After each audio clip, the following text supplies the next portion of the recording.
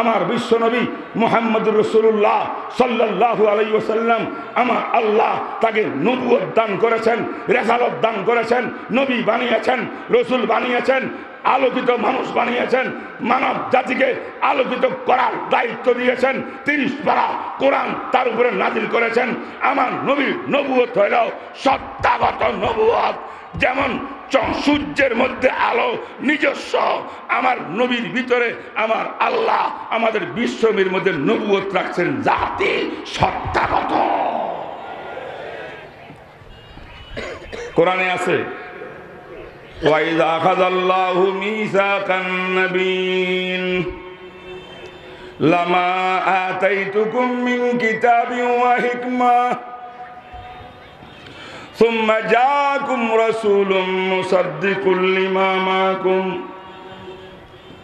লা তু'মিনুন্না বিহি ওয়া লা তানসুরুন্নাহ ক্বালা আকরারতুম وأخذتم على ذلكم إسري قالوا أقررنا قال فاشهدوا وأنا معكم من الشاهدين। আমার আল্লাহ কোরআনে কারীমের মধ্যে বলে, রূহের জগতের মধ্যে আমি আল্লাহ সমস্ত আম্বিয়া কেরাম যাদেরকে আমি নবুয়ত দিবাভূষিত করব, তাদের আত্মাগুলোকে একত্রিত করেছিলাম। সব আত্মাগুলো একত্রিত করিয়া আদম থেকে ঈসা নবী পর্যন্ত সমস্ত নবী রসুলকে বলেছিলাম, এ মানুষ সকল, তোমাদের সবাইকে আমি আল্লাহ নবী বানাইবার সিদ্ধান্ত নিয়েছি। আমি আল্লাহ তোমাদের সবাইকে নবুয়ত দান করব, ওয়া কিতাব, আসমানি কিতাব তোমাদেরকে দান করব বিশ্ব মানবতাকে আলোকিত করার জন্যে। কিন্তু একটা শর্ত, একটা কথা, সেটা হলো সুম্মা জাআকুম রাসূলুম মুসাদ্দিকুল লিমা মাআকুম, তোমাদের সকলের পরে, সকলের শেষে খাতামুন নবিয়্যিন বানাইয়া আমি আল্লাহ একজন মহান রসুল দুনিয়ার মধ্যে প্রেরণ করব। সুম্মা জাআকুম রাসূল, সেই নবী তোমাদের সবাইকে সমর্থন করবে।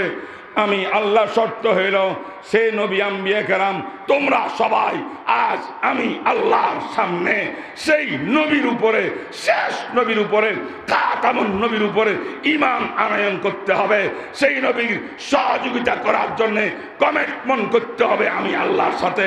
তোমরা করবা কিনা বলো, মজবুত ওয়াদা করো সেই নবীর উপরে ঈমান আল্লাহ কিনা, সেই নবীর সহযোগিতা করবা কিনা।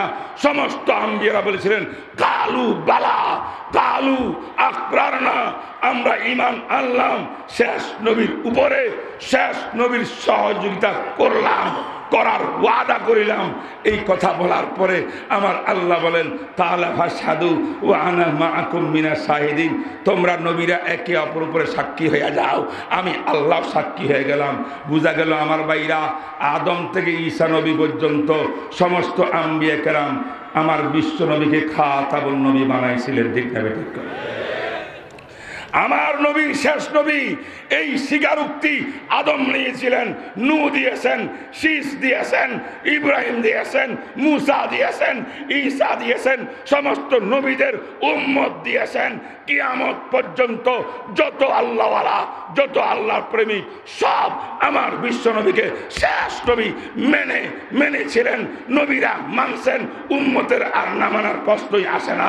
কিন্তু বর্তমান আমাদের এই যুগে আমার বাংলাদেশের ভিতরে কাদিয়ানি নামে একটা সম্প্রদায়, সেই পঞ্চগড় সহ উত্তরবঙ্গের জায়গায় জায়গায় হাজার হাজার মুসলমানদেরকে আজ কাদিয়ানি বানিয়ে দিয়েছে, মসজিদ বানাচ্ছে, এবং কি তারা বিভিন্ন কেন্দ্র স্থাপন করিয়া বিবাড়িয়া, ব্রাহ্মণবাড়িয়াতে খাতমুন নবুয়ত একটা মাদ্রাসার উপরে তালেব ইলম উলামায়ে হক্কানির উপরে সশস্ত্র হামলা আক্রমণ চালাবার দুঃসাহস করেছে। অতএব বলতে চাই, এই বাংলার জমিনে আজকে 63 জেলা ইজতেমাতে অঙ্গীকার করতে হবে, বাংলার জমিনে কোনো কাদিয়ানিকে এই অবস্থা দেখতে চাই না, চাই না, চাই না, চাই না।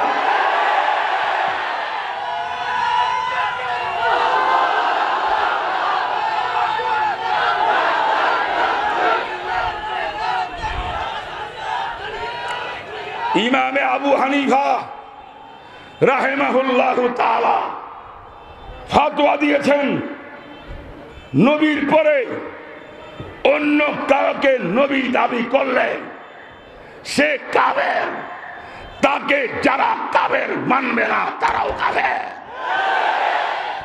ঠিক না বেঠিক কোন? বাংলাদেশে এই কাদিয়ানি সম্প্রদায় আছে না নাই? এক গোলাম আহমদ কাদিয়ানি কানা, দজ্জালও কানা ছিল, সেও কানা। ঠিক না বেঠিক কোন? এই কানা পকেটের ভিতরে বেশি বেশি পেশাব করত। ওই কি ছিল, হ্যাঁ, আরেক পেশাব বেশি আসতো, ডিলার দরকার, টিস্যু ব্যবহারের তো ব্যবস্থা ছিল না। ডিলা কত তালাশ করব, এক পকেটে ডিলা, আবার মাঝে মাঝে চকলেট খাইতো, আর এক পকেটে চকলেট। কানা হওয়ার কারণে, ব্রেনের মধ্যে পাগলামি থাকার কারণে টের পাইতো না কোন পকেটে ডিলা, কোন পকেটে চকলেট। কোন কোন সময় এমন বহুবার হয়েছে, চকলেট মনে করে ডিলা মুখে দিছে, ডিলা মনে করিয়া চকলেট দিয়া এস্তেঞ্জা করছে। এমন পাগলের দলকে নবী বানানো যায় না। ঠিক না বেঠিক? আমাদের আল্লামা সানাউল্লাহ আমরুসসারি রহমতুল্লাহ আলাই, ওনার সামনে এক জবরদস্ত গোলাম আহমদ কাদিয়ানির বিরাট বড় নেতা বহস করছে, হুজুর আপনি আমাদের নবীকে অস্বীকার করেন কেন? আমাদের নবী গোলাম আহমদের কথা তো আল্লাহ কোরআনে কইছে। কোরআনের কোন জায়গায় কইছে? কোরআন শরীফে আছে না, যা মিন বাদ ইসমুহু আহমদ, ঈসা নবী দুনিয়াতে থাকা অবস্থায় সুসংবাদ দিয়ে গেছেন, আমি ঈসা দুনিয়াতে আসছি, আমার পরে একজন নবী আসবে, তার নাম আহমদ হবে। তো আমাদের গোলাম আহমদ সাহেব তিনি হলেন সেই নবী। কোরআন মানলে আপনি আমাদের নবীও মানতে হবে। নাউজুবিল্লাহ। এবার আমরা সরি রহমতুল্লাহ জিজ্ঞাসা করলেন, বাবা কোরআনে তো যা মিন বাদি ইসমুহু আহমদ, নাম রাখছে আল্লাহ আহমদ, তোর নবীর নাম কি? তোর নবীর নাম গোলামে আহমদ। কোরআনে কইছে আহমদ, তুই কস গোলাম আহমদ। তো কোরআন দিয়া দলিল কেমনে দিলি? কোরআন তো আহমদ আছে, গোলাম আহমদ নাই। হুজুর আপনি তো আরবি গ্রামারটা আমার কিচ্ছু পড়েন না তাইলে। কেমন? কই গ্রামারে আছে একটা কায়দা, সেটা হলো দুই বাক্যের সঙ্গে যদি একাত্রে কারণ নাম হয়, দুই শব্দ দিয়া নাম হয়, বুঝেন নাই? গোলাম আহমদ, আব্দুল্লাহ, আব্দ আল্লাহ, দুইটা মিলি আব্দুল্লাহ, গোলাম আহমদ দুইটা মিলি গোলাম আহমদ, আছে না? দুই বাক্যের দ্বারা এক নাম যদি হয়, আরবি গ্রামার অনুযায়ী প্রথম নাম মুজাফের কোনো দাম থাকে না, এটার কোনো মূল্য নাই, এটা বাদ, শুধু পরের বা শব্দের দাম থাকে, সেটা হলো পরেরটা। আমার নবীর নাম গোলাম আহমদ হইলেও প্রথম শব্দ গোলাম, পরের নাম আহমদ। সাহিত্যের বিধান অনুযায়ী গোলামের কোনো দাম নাই প্রথম শব্দ হওয়ার কারণে, তাই আমার নবীর নাম আহমদ। অতএব কোরআনেও আহমদ আছে, আমার নবীর নাম আহমদ। এবার সানাউল্লাহ আমরুসসারি তিনি বলেন, এই বেটা তোর কায়দা তো নতুন শুনলাম আজকে, মারহাবা তোকে, কাম হয়ে গেছে। আমার নাম কি? আপনার নাম তো মাওলানা সানাউল্লাহ শাহ। বলে আমার নামের মধ্যে শব্দ দুইটা, একটার নাম সানা, একটা নাম আল্লাহ। সানা উল্লাহ দুই শব্দ মিলিয়ে এক নাম হয়েছে, তাই না? কহ তো তুই কি কইছিলি একটু আগে, দুই শব্দ মিললে এক নামের ভিতরে প্রথমের কি নাই? দাম নাই, পরেরটা আসল। তোর উসুল নীতিমালা অনুযায়ী আমার সানার কোনো দাম নাই, আমার আসল নাম আল্লাহ তোর কথা অনুযায়ী। তাইলে তোর কথা অনুযায়ী যখন আমি আল্লাহ হইলাম, তোর কথা অনুযায়ী তোর নবী যখন আহমদ হইল, তোদের উসুল নিয়ম অনুযায়ী আমি তো আল্লাহর দাবি করতে পারি না, নাউজুবিল্লাহ মিন যালিক, আমি তো আল্লাহর গোলাম। তবে তোর কথা অনুযায়ী কিছুক্ষণের জন্য আমি আল্লাহ, তোর নবী হলো নবী আহমদ। কই আমি আল্লাহ হইয়া তোর নবী আহমদ কানাইয়ারে তো আমি নবী বানাইছি না? এটা আইলো করতে सरबसर कौले गलत और तेरे फैल गलत, दिन गलत रात गलत, सुबह गलत शामे गलत। আমার ভাইরা, এইভাবে কাদিয়ানীরা আজকে দুগা দুগা দিয়ে যাচ্ছে নিরীহ মুসলমানদেরকে টাকা দিয়া, ইমান কিনতেছে। আমরা আজকে এই মাহফিলে অঙ্গীকার করতে চাই, সবাই হাত তুলিয়ে আল্লাহর সঙ্গে ওয়াদা করবেন একটু পরে। সেই কথাটা হলো, ও আল্লাহ, এই জমিনের মধ্যে এসেছি, আল্লাহ তুমি আমাদেরকে সৃষ্টি করেছ, হক্কানি উলামায়ে কেরামের সংস্পর্শে বসার তৌফিক দিয়েছ। উলামাদের মাদ্রাসার 63 সালা দস্তার বন্দিতে হাজির হওয়ার তৌফিক দিয়েছ। আল্লাহ ওয়াদা করতেছি, মৃত্যু পর্যন্ত টাকা পয়সা পদের লোভের কারণে কোনোদিন ঈমান বিক্রি করব না, করব না, করব না।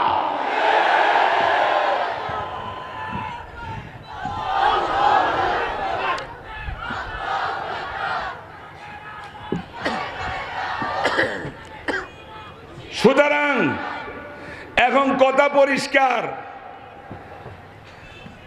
বাংলাদেশের পার্লামেন্টে আমাদের মাননীয় শ্রদ্ধেয় সাংসদ যারা আছেন, আমাদের সকলের শ্রদ্ধার পাত্র, তারা দেশ চালাচ্ছে, তারা প্রশাসন। আমরা নাগরিক, নাগরিকের অধিকার, নাগরিকের অভিভাবক হইল প্রশাসন আর সরকার, ঠিক না বেঠিক? আমাদের অভিভাবককে, দেশটাকে চালায় সরকার। কার সরকার? আমাদের সরকার, ঠিক না বেঠিক? আমাদের সরকারের কাছে আমাদের জিজ্ঞাসা, যারা সাংসদ আছেন, নবীর উম্মত হিসাবে দাবি করেন, আপনারা আল্লামা আহমদ শফীর মুখে শুনছেন, আজকে আমিও বললাম, লক্ষ লক্ষ আলেমরা বলছে, রিসার্চ করে দেখুন এই ফতোয়া সঠিক। কাদিয়ানি কাফের, কাদিয়ানি কাফের, কাদিয়ানি কাফের, কাদিয়ানি কাফের।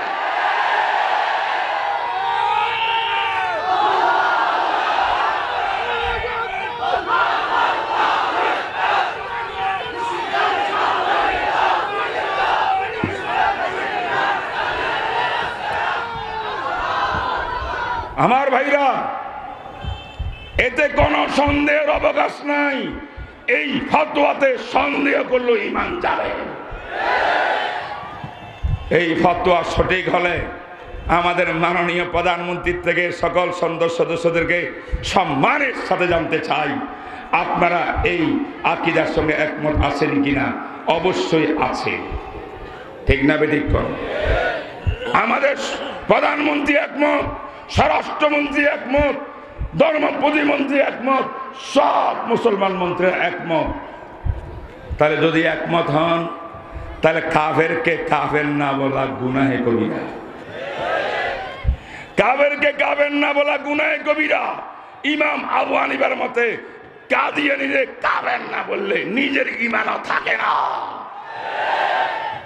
তাহলে আমাদের দাবির মুখে নয়, মাননীয় সংসদ সদস্যবৃন্দ অতি সম্মানের সাথে আজকের এই বিশাল লাখো মজমাত থেকে আমি বলতে চাই, লক্ষ ওলামার পক্ষ থেকে আপনার নিজের ঈমান বাঁচানোর জন্যে, নিজের ঈমানের তাকিদে আপনার নবীকে খুশি করার জন্যে সংসদের মধ্যে কাদিয়ানীদের বিল আনিয়া তাদেরকে কাফের ঘোষণা করতে হবে, করতে হবে, করতে হবে, করতে হবে।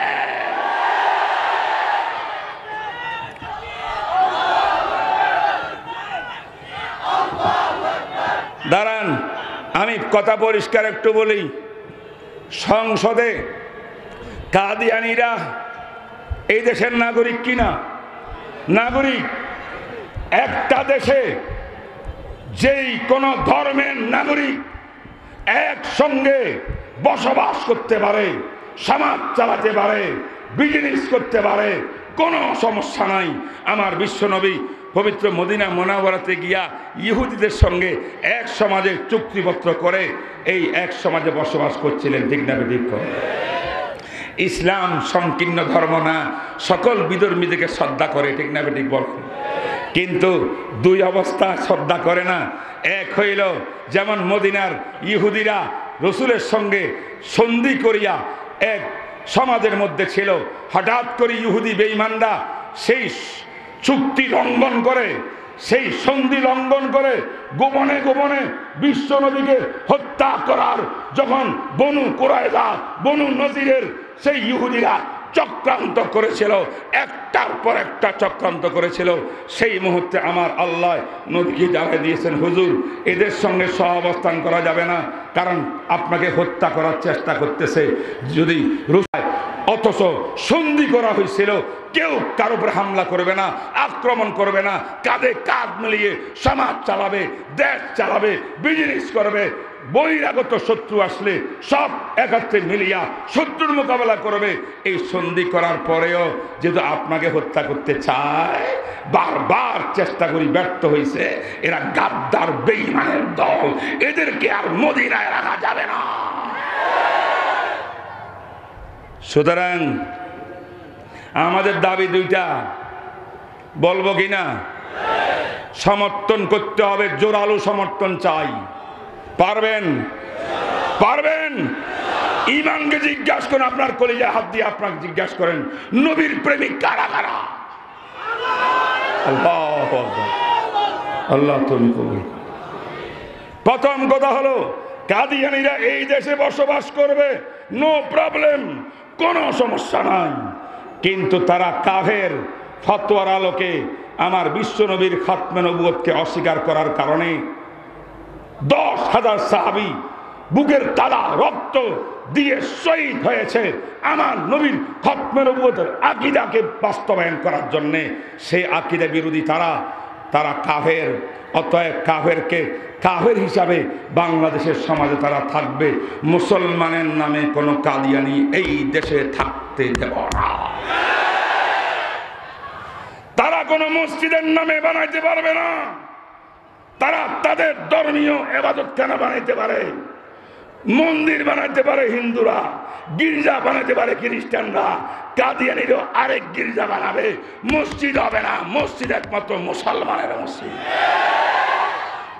ঠিক না বেঠিকক্ষণ? ঠিক না বেঠিকক্ষণ? তাহলে আমরা কি চাই? অনেক সময় বুঝতে ভুল করে আমার ভাইরা, আমরা দাঙ্গা চাই না, ফাসাদ চাই না, আমরা জঙ্গি না, আমরা সন্ত্রাসী না, আমরা উগ্র না। ইসলামের মধ্যে উগ্রতার কোনো স্থান নাই, জঙ্গির কোনো স্থান নাই। আমরা শান্তিপ্রিয়, ইসলাম শান্তির ধর্ম। আমার বিশ্বনবী রহমতুল আলামিন একসঙ্গে শান্তিতে বসবাস করব। কিন্তু আমার নবীর খাতমে নবুয়তের চাদর লিয়া যারা টানা হেঁচড়া করিয়া নবীকে অপমান করবে, এই কাফেররা কুফরি অবস্থা, এই অবস্থায় আমরা থাকতে দেব না।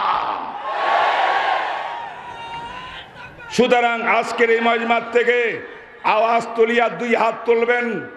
সাংবাদিক ভাইরা দেখুন, প্রয়োজনে দাঁড়িয়ে যাবেন। আমরা বর্তমান এই আওয়ামী লীগের সংসদে কাদিয়ানীদের অমুসলিম কাফের ঘোষণার আইন পাস যারা যারা চায় হাত তুলিয়া দাঁড়িয়ে আল্লাহকে দেখা।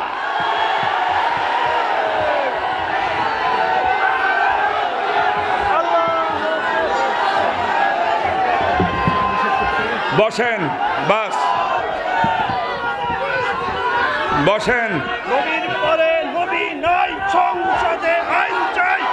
বসেন, একটা স্লোগান শিখেন, নবীর পরে নবী নাই, নবীর পরে নবী নাই, সংসদে আইন চাই। নবীর পরে নবী নাই, সংসদে আইন চাই।